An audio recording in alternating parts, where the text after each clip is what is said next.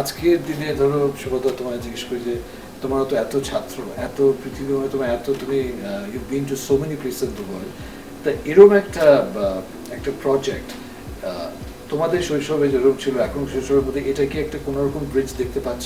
Can you see something reflective of that heritage, that respect, that culture? সেটা কি নতুন করে আমরা তো ওই রকম ধরনের আশাতেই জড়ো হয়েছি, বা আমাদের যে ডাকা হয়েছে তার কারণটাই তো তাই। কাজে কাজেই আমরা উন্মুখ হয়ে আছি যে এটার ফলাফলটা সত্যিকারের দাঁড়ায় কি না। কারণ এটা আমাদের একটা ঐতিহ্য, সেই ঐতিহ্যটাকে আমরা আবার পুনরাবৃত্তি করছি বা পুনরায় প্রতিষ্ঠা করার চেষ্টা করছি।